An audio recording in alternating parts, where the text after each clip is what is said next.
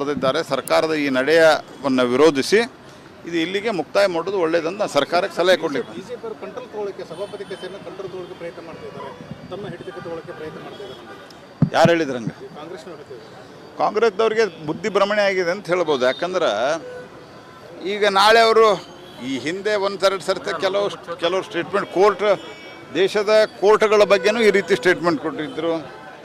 ಆನಂತರ election commission ಬಗ್ಗೆ ಕೊಟ್ಟಾರ, CAG ಬಗ್ಗೆ ಕೊಟ್ಟಾರ, ಸ್ಪೀಕರ್ ಬಗ್ಗೆ ಹೇಳ್ತಾರೆ, ಉಪರಾಷ್ಟ್ರಪತಿ ಬಗ್ಗೆ ಹೇಳ್ತಾರೆ, ಇಲ್ಲೂ ಸ್ಪೀಕರ್ ಬಗ್ಗೆ ಚೇರ್ಮನ್ ಬಗ್ಗೆ ಹೇಳ್ತಾ ಇದ್ದಾರೆ. ಇದು ಸರಿಯಲ್ಲ. ಇದು ಸ್ಪೀಕರು ಅವರು ಈ ಹಿಂದೂ ಕೂಡ ಬೇರೆ ಬೇರೆ ಸಂದರ್ಭದಲ್ಲಿ ಎಲ್ಲ ಪಾರ್ಟಿಯವರಿಗೂ, ಅದು BJP ಇರ್ಬೋದು, ಕಾಂಗ್ರೆಸ್ ಇರ್ಬೋದು, ಸನ್ಮಾನ್ಯ ಬಸವರಾಜ ಹೊರಟ್ಟಿಯವರು ನ್ಯಾಯಯುತವಾಗಿ ಯಾರು ತಪ್ಪು ಮಾಡ್ತಾರೆ ಅವ್ರಿಗೆ ಯಾವತ್ತೂ ಸಾಕಷ್ಟು ಅವರು ನೇರ ಕಲಾಪದಲ್ಲಿ ನೀವು ಇವತ್ತಿಗೂ ಯೂಟ್ಯೂಬ್ದಲ್ಲಿ ನೋಡ್ಬೋದು, ಸರಿಯಾಗಿ ಅವರು ಜಾಡಿಸ್ತಾರೆ. ಎಲ್ಲರಿಗೂ ಸರಿಯಾಗಿ ಅವರು ಬುದ್ಧಿ ಹೇಳ್ತಾರೆ.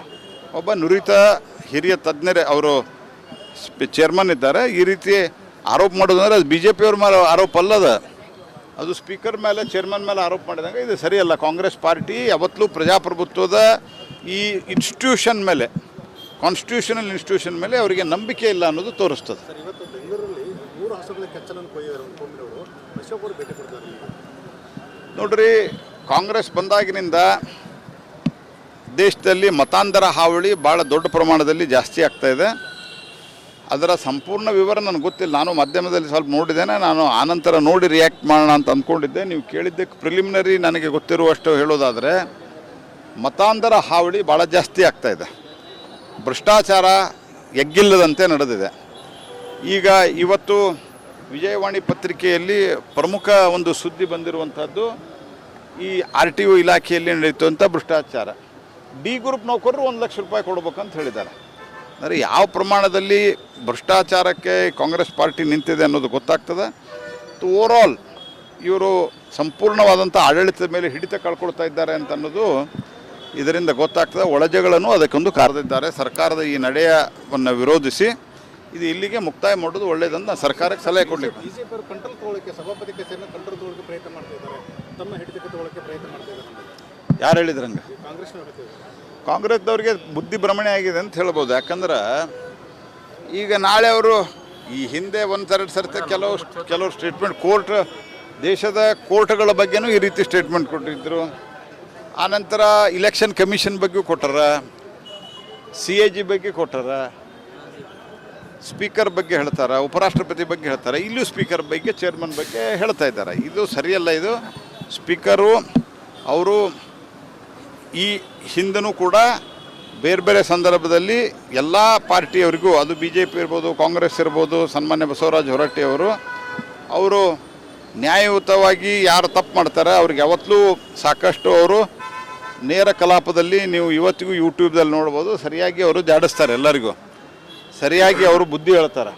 ಒಬ್ಬ ನುರಿತ ಹಿರಿಯ ತಜ್ಞರೇ ಅವರು ಚೇರ್ಮನ್ ಇದ್ದಾರೆ. ಈ ರೀತಿ ಆರೋಪ ಮಾಡೋದಂದ್ರೆ ಅದು BJP ಅವ್ರ ಮೇಲೆ ಆರೋಪ ಅಲ್ಲದ, ಅದು ಸ್ಪೀಕರ್ ಮೇಲೆ ಚೇರ್ಮನ್ ಮೇಲೆ ಆರೋಪ ಮಾಡಿದಾಗ ಇದು ಸರಿಯಲ್ಲ. ಕಾಂಗ್ರೆಸ್ ಪಾರ್ಟಿ ಯಾವತ್ತೂ ಪ್ರಜಾಪ್ರಭುತ್ವದ ಈ ಇನ್ಸ್ಟಿಟ್ಯೂಷನ್ ಮೇಲೆ, ಕಾನ್ಸ್ಟಿಟ್ಯೂಷನಲ್ ಇನ್ಸ್ಟಿಟ್ಯೂಷನ್ ಮೇಲೆ ಅವರಿಗೆ ನಂಬಿಕೆ ಇಲ್ಲ ಅನ್ನೋದು ತೋರಿಸ್ತದೆ. ಸರ್, ಇವತ್ತು ಬೆಂಗಳೂರಲ್ಲಿ 3 ಹಸುಗಳ ಕೆಚ್ಚಲನ್ನು ಕೊಯ್ಯೋರು ಅಶೋಕ್ ಅವರು ಭೇಟಿ ಕೊಡ್ತಾರೆ. ನೋಡ್ರಿ, ಕಾಂಗ್ರೆಸ್ ಬಂದಾಗಿನಿಂದ ದೇಶದಲ್ಲಿ ಮತಾಂತರ ಹಾವಳಿ ಭಾಳ ದೊಡ್ಡ ಪ್ರಮಾಣದಲ್ಲಿ ಜಾಸ್ತಿ ಆಗ್ತಾಯಿದೆ. ಅದರ ಸಂಪೂರ್ಣ ವಿವರ ನನಗೆ ಗೊತ್ತಿಲ್ಲ. ನಾನು ಮಾಧ್ಯಮದಲ್ಲಿ ಸ್ವಲ್ಪ ನೋಡಿದ್ದೇನೆ. ನಾನು ಆನಂತರ ನೋಡಿ ರಿಯಾಕ್ಟ್ ಮಾಡೋಣ ಅಂತ ಅಂದ್ಕೊಂಡಿದ್ದೆ. ನೀವು ಕೇಳಿದ್ದಕ್ಕೆ ಪ್ರಿಲಿಮಿನರಿ ನನಗೆ ಗೊತ್ತಿರುವಷ್ಟು ಹೇಳೋದಾದರೆ ಮತಾಂತರ ಹಾವಳಿ ಭಾಳ ಜಾಸ್ತಿ ಆಗ್ತಾಯಿದೆ. ಭ್ರಷ್ಟಾಚಾರ ಎಗ್ಗಿಲ್ಲದಂತೆ ನಡೆದಿದೆ. ಈಗ ಇವತ್ತು ವಿಜಯವಾಣಿ ಪತ್ರಿಕೆಯಲ್ಲಿ ಪ್ರಮುಖ ಒಂದು ಸುದ್ದಿ ಬಂದಿರುವಂಥದ್ದು ಈ RTO ಇಲಾಖೆಯಲ್ಲಿ ನಡೆಯುವಂಥ ಭ್ರಷ್ಟಾಚಾರ. D ಗ್ರೂಪ್ ನೌಕರರು 1 ಲಕ್ಷ ರೂಪಾಯಿ ಕೊಡ್ಬೇಕಂತ ಹೇಳಿದ್ದಾರೆ. ಅಂದರೆ ಯಾವ ಪ್ರಮಾಣದಲ್ಲಿ ಭ್ರಷ್ಟಾಚಾರಕ್ಕೆ ಕಾಂಗ್ರೆಸ್ ಪಾರ್ಟಿ ನಿಂತಿದೆ ಅನ್ನೋದು ಗೊತ್ತಾಗ್ತದೆ. ಓವರಾಲ್ ಇವರು ಸಂಪೂರ್ಣವಾದಂಥ ಆಡಳಿತದ ಮೇಲೆ ಹಿಡಿತ ಕಳ್ಕೊಳ್ತಾ ಇದ್ದಾರೆ ಅಂತ ಅನ್ನೋದು ಇದರಿಂದ ಗೊತ್ತಾಗ್ತದೆ. ಒಳಜಗಳನ್ನು ಅದಕ್ಕೊಂದು ಕಾರಣ. ಬರೆದಿದ್ದಾರೆ. ಸರ್ಕಾರದ ಈ ನಡೆಯನ್ನು ವಿರೋಧಿಸಿ ಇದು ಇಲ್ಲಿಗೆ ಮುಕ್ತಾಯ ಮಾಡೋದು ಒಳ್ಳೆಯದಂತ ಸರ್ಕಾರಕ್ಕೆ ಸಲಹೆ ಕೊಡಲಿಕ್ಕೆ. ಬಿಜೆಪಿ ಅವರು ಕಂಟ್ರೋಲ್ ತಗೊಳ್ಳೋಕೆ ಸಭಾಪತಿ ಕಚೇರಿಯನ್ನು ಕಂಟ್ರೋಲ್ ತಗೊಳ್ಳೋಕೆ ಪ್ರಯತ್ನ ಮಾಡ್ತಾ ಇದ್ದಾರೆ, ತಮ್ಮ ಹಿಡಿತಕ್ಕೆ ತಗೊಳ್ಳೋಕೆ ಪ್ರಯತ್ನ ಮಾಡ್ತಾ ಇದ್ದಾರೆ. ಯಾರು ಹೇಳಿದ್ರಂಗೆ? ಕಾಂಗ್ರೆಸ್ನವರು ಕಾಂಗ್ರೆಸ್ದವ್ರಿಗೆ ಬುದ್ಧಿ ಭ್ರಮಣೆ ಆಗಿದೆ ಅಂತ ಹೇಳ್ಬೋದು. ಯಾಕಂದ್ರೆ ಈಗ ನಾಳೆ ಅವರು ಈ ಹಿಂದೆ ಒಂದೆರಡು ಸರ್ತಿ ಕೆಲವು ಸ್ಟೇಟ್ಮೆಂಟ್ ದೇಶದ ಕೋರ್ಟ್ಗಳ ಬಗ್ಗೆನೂ ಈ ರೀತಿ ಸ್ಟೇಟ್ಮೆಂಟ್ ಕೊಟ್ಟಿದ್ದರು. ಆನಂತರ ಇಲೆಕ್ಷನ್ ಕಮಿಷನ್ ಬಗ್ಗೆ ಕೊಟ್ಟಾರ, CAG ಬಗ್ಗೆ ಕೊಟ್ಟಾರ, ಸ್ಪೀಕರ್ ಬಗ್ಗೆ ಹೇಳ್ತಾರೆ, ಉಪರಾಷ್ಟ್ರಪತಿ ಬಗ್ಗೆ ಹೇಳ್ತಾರೆ, ಇಲ್ಲೂ ಸ್ಪೀಕರ್ ಬಗ್ಗೆ ಚೇರ್ಮನ್ ಬಗ್ಗೆ ಹೇಳ್ತಾ ಇದ್ದಾರೆ. ಇದು ಸರಿಯಲ್ಲ. ಇದು ಸ್ಪೀಕರು ಅವರು ಈ ಹಿಂದನೂ ಕೂಡ ಬೇರೆ ಬೇರೆ ಸಂದರ್ಭದಲ್ಲಿ ಎಲ್ಲ ಪಾರ್ಟಿಯವರಿಗೂ, ಅದು BJP ಇರ್ಬೋದು, ಕಾಂಗ್ರೆಸ್ ಇರ್ಬೋದು, ಸನ್ಮಾನ್ಯ ಬಸವರಾಜ ಅವರು ನ್ಯಾಯಯುತವಾಗಿ ಯಾರು ತಪ್ಪು ಮಾಡ್ತಾರೆ ಅವ್ರಿಗೆ ಯಾವತ್ತೂ ಸಾಕಷ್ಟು ಅವರು ನೇರ ಕಲಾಪದಲ್ಲಿ ನೀವು ಇವತ್ತಿಗೂ ಯೂಟ್ಯೂಬ್ದಲ್ಲಿ ನೋಡ್ಬೋದು, ಸರಿಯಾಗಿ ಅವರು ಜಾಡಿಸ್ತಾರೆ, ಎಲ್ಲರಿಗೂ ಸರಿಯಾಗಿ ಅವರು ಬುದ್ಧಿ ಹೇಳ್ತಾರೆ. ಒಬ್ಬ ನುರಿತ ಹಿರಿಯ ತಜ್ಞರೇ ಅವರು ಚೇರ್ಮನ್ ಇದ್ದಾರೆ. ಈ ರೀತಿ ಆರೋಪ ಮಾಡೋದಂದ್ರೆ ಅದು BJP ಅವ್ರ ಮೇಲೆ ಆರೋಪ ಅಲ್ಲದ, ಅದು ಸ್ಪೀಕರ್ ಮೇಲೆ ಚೇರ್ಮನ್ ಮೇಲೆ ಆರೋಪ ಮಾಡಿದಂಗೆ ಇದು ಸರಿಯಲ್ಲ. ಕಾಂಗ್ರೆಸ್ ಪಾರ್ಟಿ ಯಾವತ್ತೂ ಪ್ರಜಾಪ್ರಭುತ್ವದ ಈ ಇನ್ಸ್ಟಿಟ್ಯೂಷನ್ ಮೇಲೆ, ಕಾನ್ಸ್ಟಿಟ್ಯೂಷನಲ್ ಇನ್ಸ್ಟಿಟ್ಯೂಷನ್ ಮೇಲೆ ಅವರಿಗೆ ನಂಬಿಕೆ ಇಲ್ಲ ಅನ್ನೋದು ತೋರಿಸ್ತದೆ. ಸರ್, ಇವತ್ತು ಬೆಂಗಳೂರಲ್ಲಿ 3 ಹಸುಗಳ ಕೆಚ್ಚಲನ್ನು ಕೊಯ್ದಿದ್ದಾರೆ ಕೊಂಬಿನವರು ಅಶೋಕ್ ಅವರು ಭೇಟಿ ಕೊಡ್ತಾರೆ. ನೋಡ್ರಿ, ಕಾಂಗ್ರೆಸ್ ಬಂದಾಗಿನಿಂದ ದೇಶದಲ್ಲಿ ಮತಾಂತರ ಹಾವಳಿ ಭಾಳ ದೊಡ್ಡ ಪ್ರಮಾಣದಲ್ಲಿ ಜಾಸ್ತಿ ಆಗ್ತಾ ಇದೆ.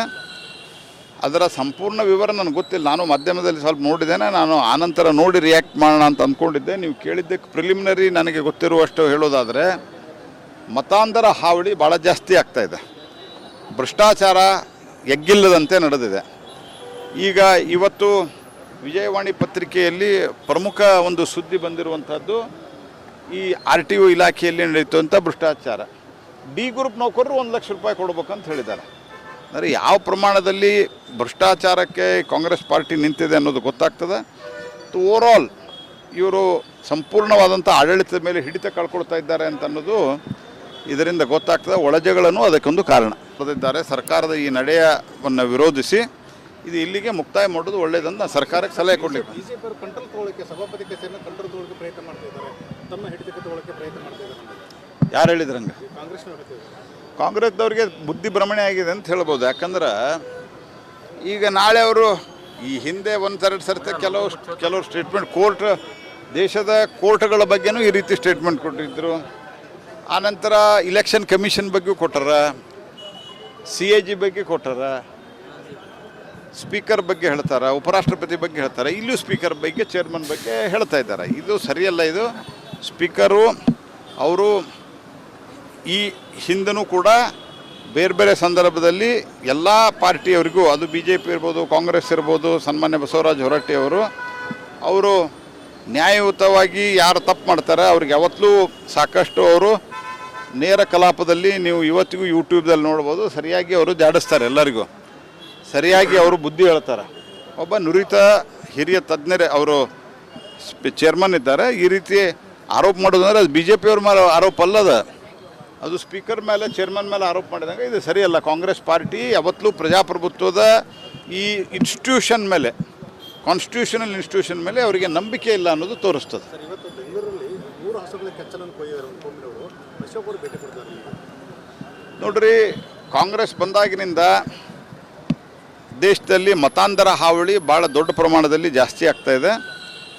ಅದರ ಸಂಪೂರ್ಣ ವಿವರ ನನಗೆ ಗೊತ್ತಿಲ್ಲ. ನಾನು ಮಾಧ್ಯಮದಲ್ಲಿ ಸ್ವಲ್ಪ ನೋಡಿದ್ದೇನೆ. ನಾನು ಆನಂತರ ನೋಡಿ ರಿಯಾಕ್ಟ್ ಮಾಡೋಣ ಅಂತ ಅಂದ್ಕೊಂಡಿದ್ದೆ. ನೀವು ಕೇಳಿದ್ದಕ್ಕೆ ಪ್ರಿಲಿಮಿನರಿ ನನಗೆ ಗೊತ್ತಿರುವಷ್ಟು ಹೇಳೋದಾದರೆ ಮತಾಂತರ ಹಾವಳಿ ಭಾಳ ಜಾಸ್ತಿ ಆಗ್ತಾ ಇದೆ.